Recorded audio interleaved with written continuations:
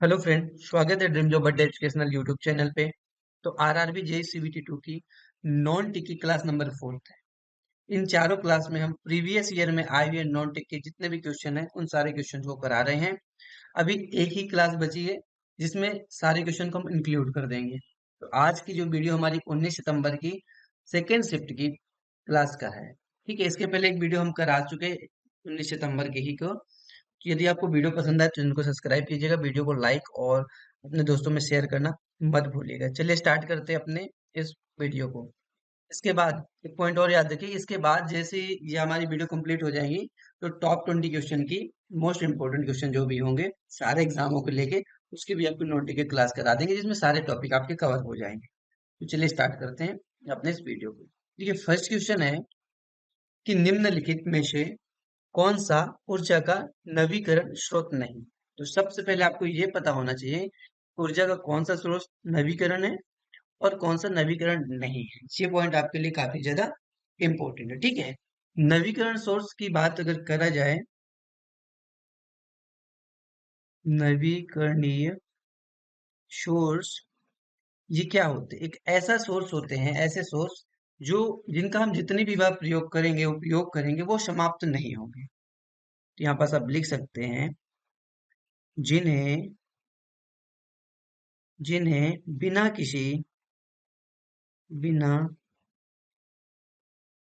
किसी कमी के कमी के बार बार बार बार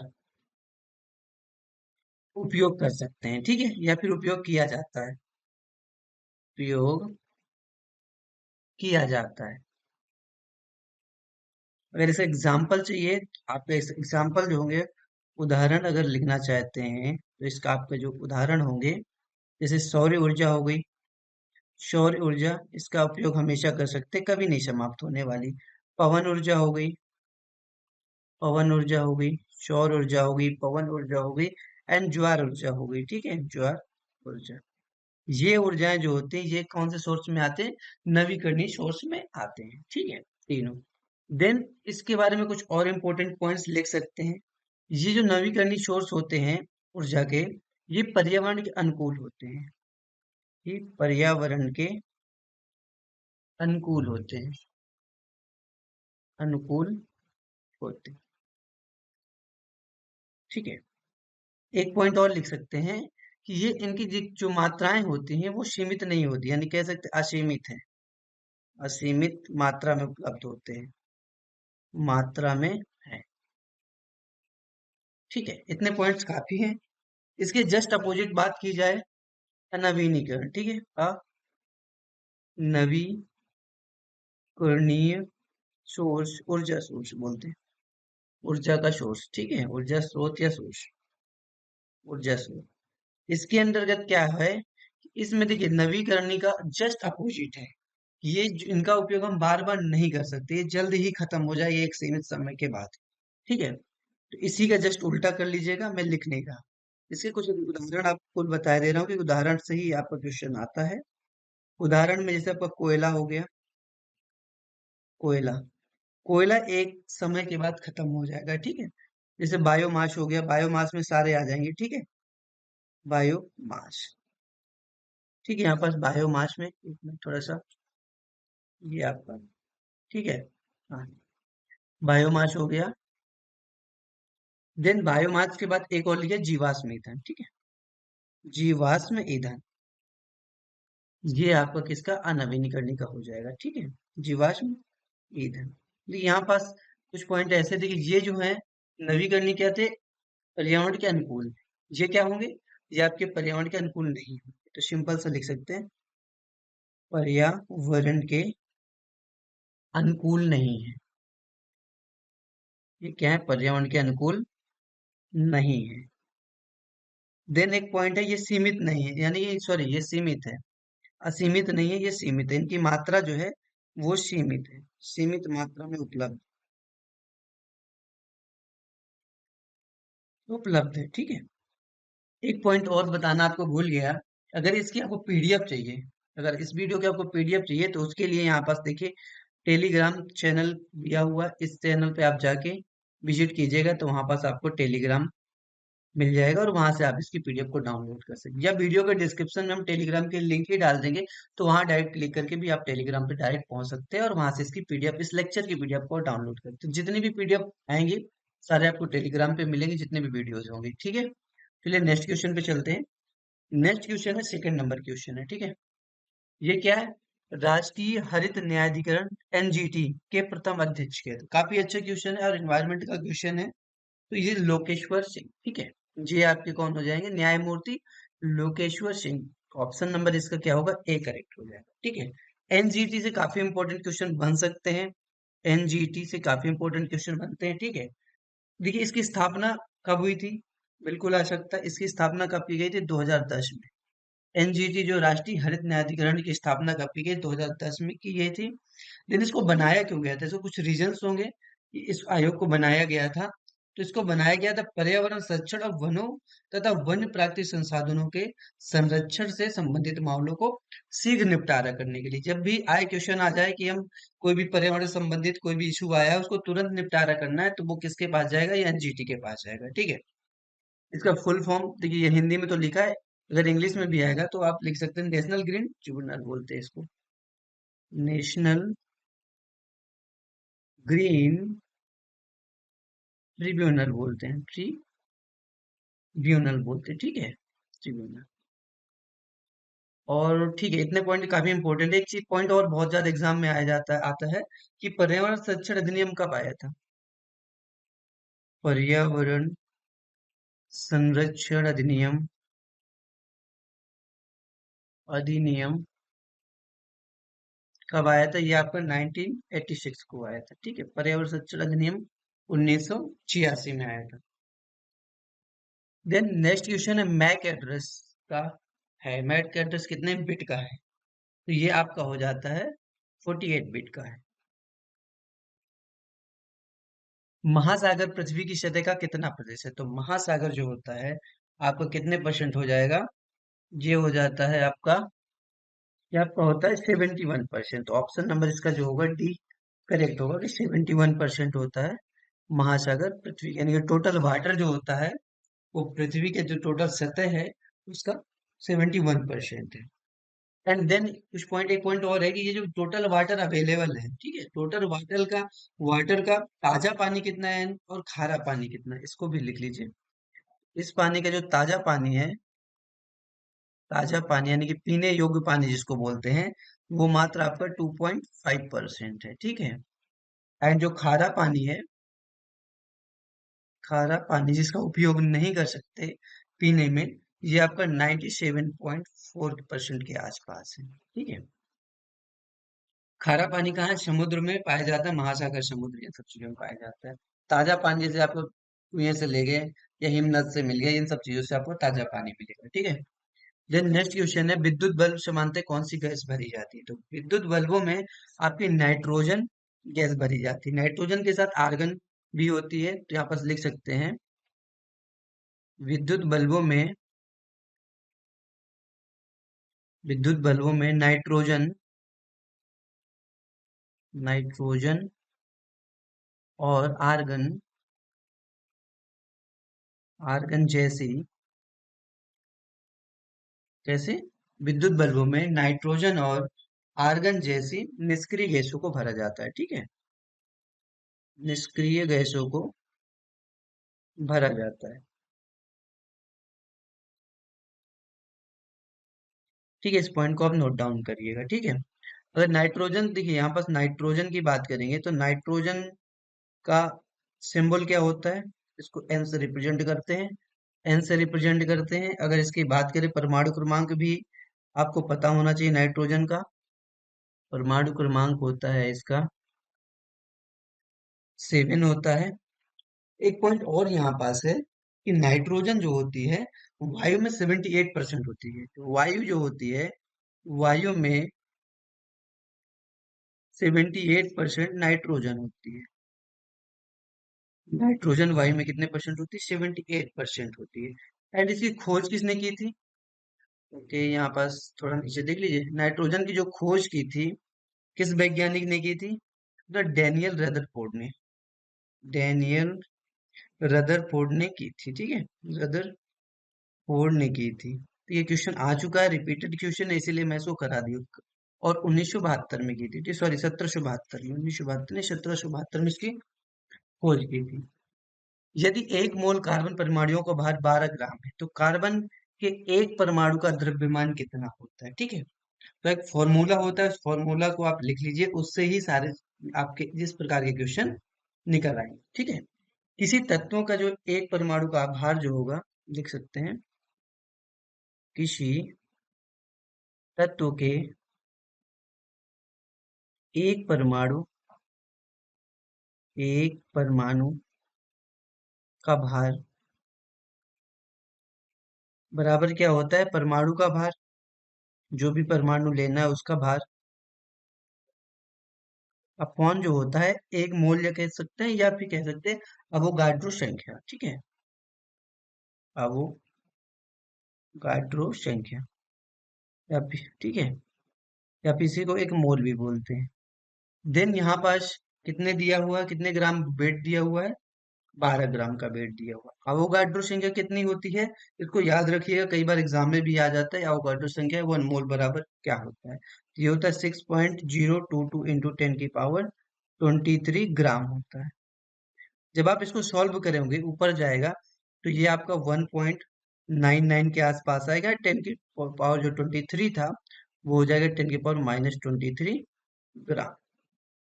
तो ये आपको ऑप्शन नंबर डी पहुंच जाएगा।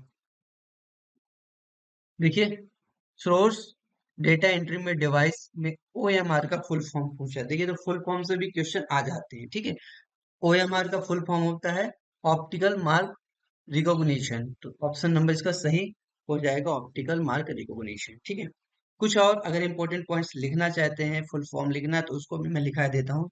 सीपीयू काफी ज्यादा पूछा जाता है, सीपीयू का फुल फॉर्म क्या होता है, सेंट्रल प्रोसेसिंग यूनिट, ठीक है, सेंट्रल प्रोसेसिंग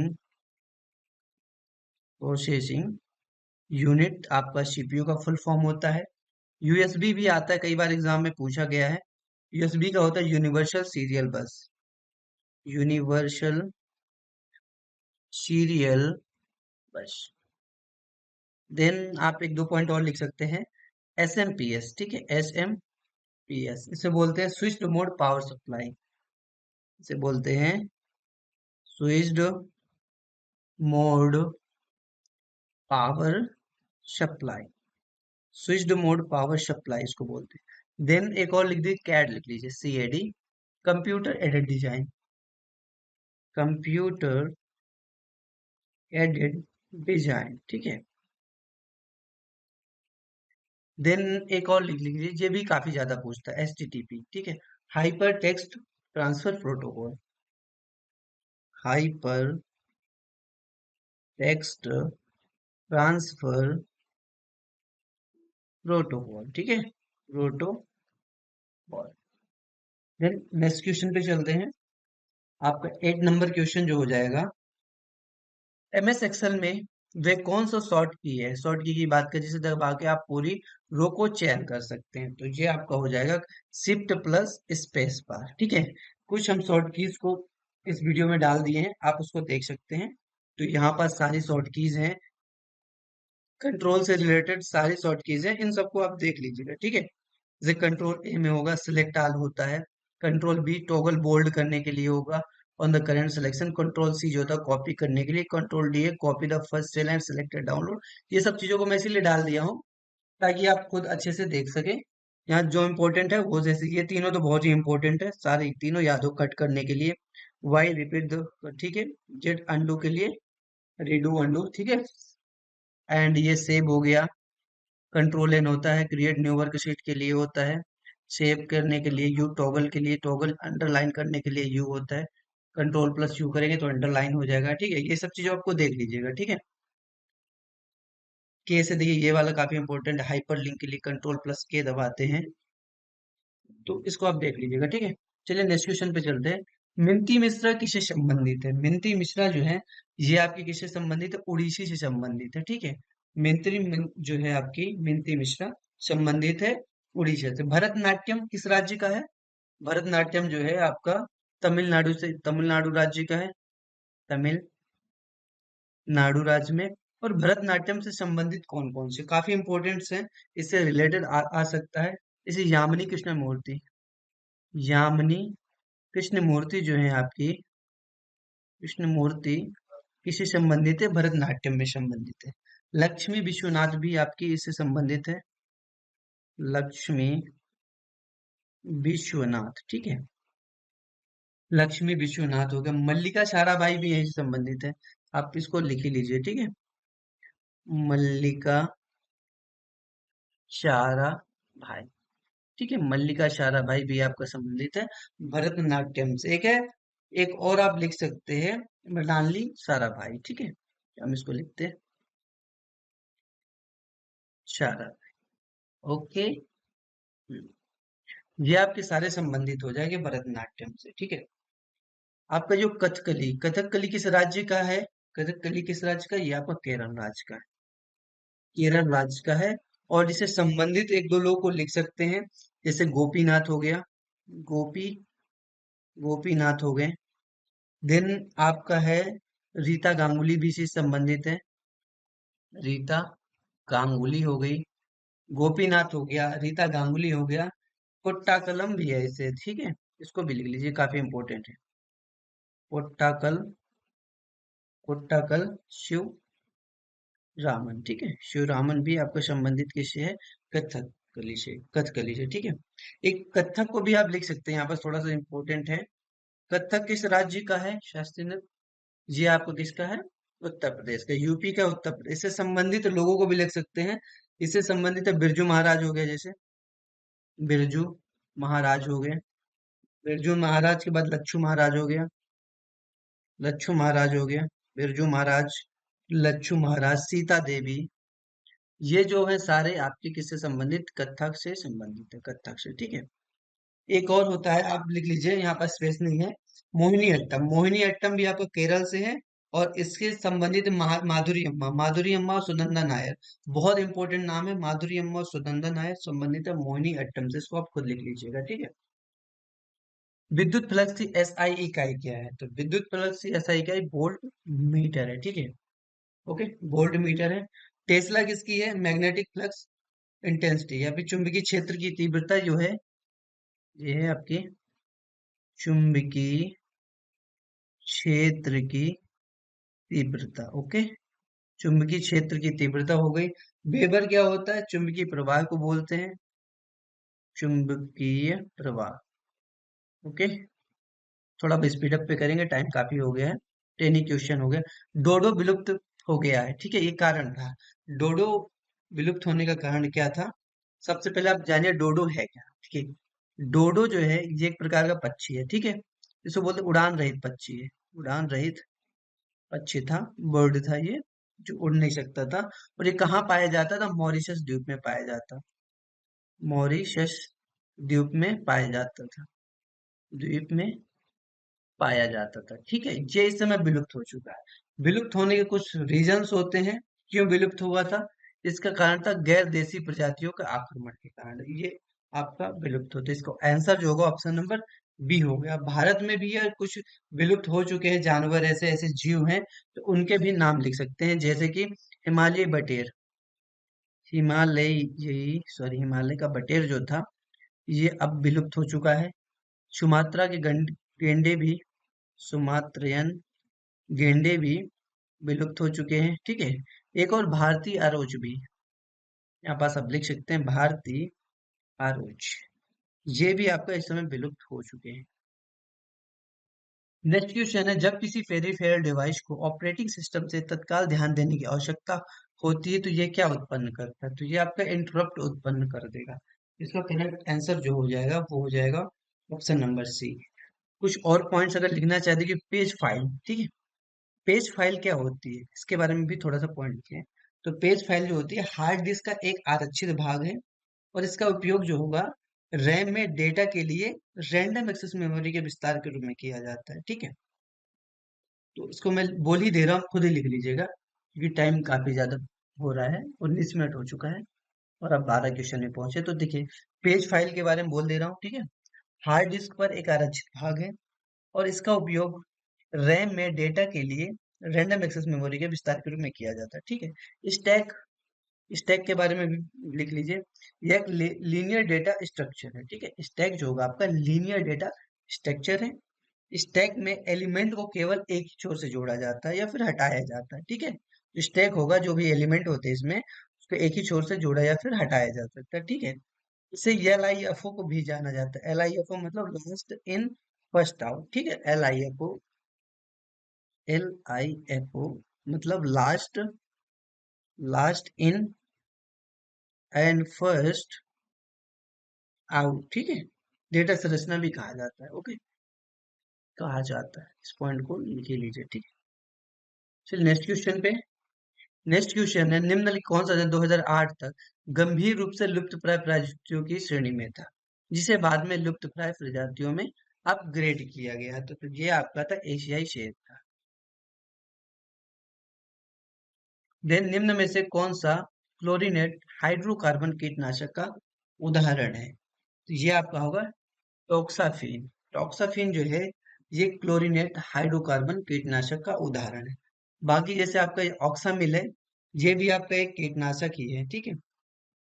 ये एक रसायन है। ठीक है। एक रसायन जिसका उपयोग कीटनाशक के रूप में करते हैं। उपयोग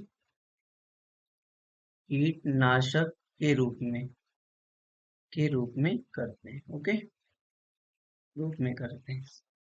देन और इसके कुछ पॉइंट्स लिखना चाहते हैं। जैसे आपका ये हो गया फेंथियान। फेंथियान या फेंथियन बोलते हैं। ये भी आपका कीटनाशक है।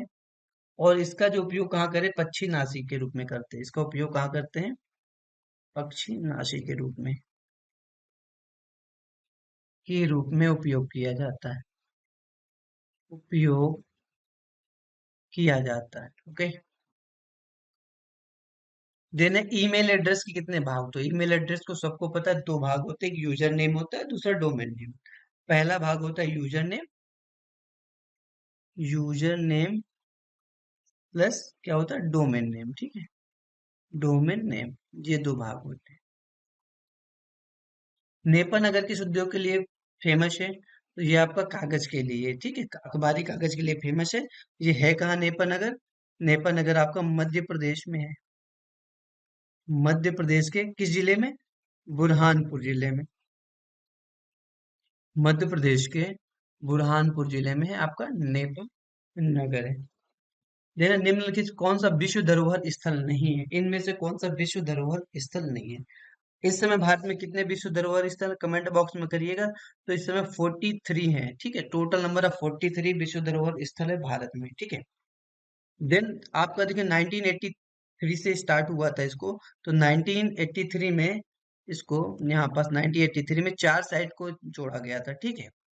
कहाँ किसको किसको जोड़ा गया? अजंता, अजंता को जोड़ा गया। अजंता की गुफाएं, एलोरा की गुफाएं, अजंता की गुफा, एलोरा की गुफा, आगरा का किला, आगरा का किला,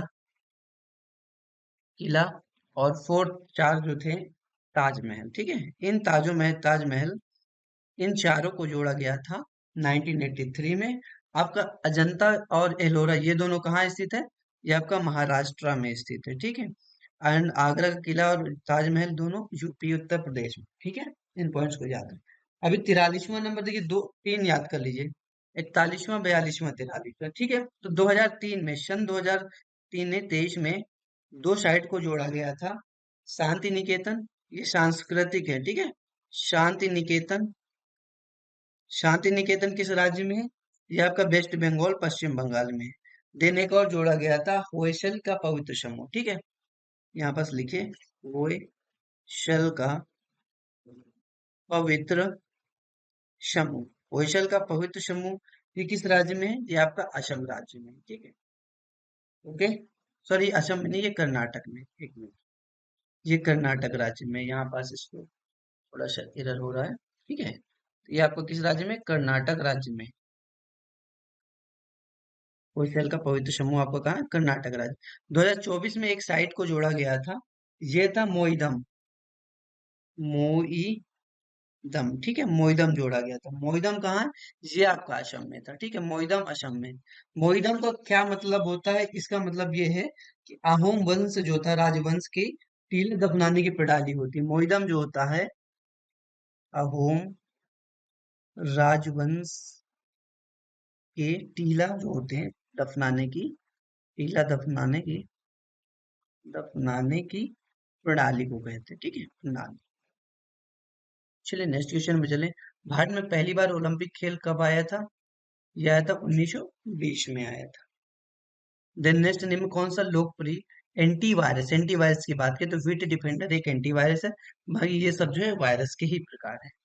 लास्ट क्वेश्चन है, ओजोन छिद्र। ओजोन छिद्र है क्या? है ओजोन परत का विनाश। ओजोन परत जो है उसका विनाश को ही हम ओजोन छिद्र बोलते हैं। इस किसका फर्क किसके कारण हो रहा है? या सीएफसी के कारण पर हो रहा है, ठीक है। ओजोन परत से संबंधित एक लेयर से संबंधित प्रोटोकॉल है, उसको बोलते हैं मॉन्ट्रियल प्रोटोकॉल। मॉन्ट्रियल प्रोटोकॉल जो है वो आपका संबंधित है ओजोन परत के संरक्षण से। ओजोन परत के संरक्षण से, ओके। देखिए ओजोन को जो आपका ये है इसकी किस में मापा जाता है? डाप्सन में मापा जाता है। तो इस वीडियो में बस इतना ही। वीडियो पसंद, चैनल को सब्सक्राइब, वीडियो को लाइक और अपने फ्रेंडों में शेयर करना मत भूलिएगा। Thank you.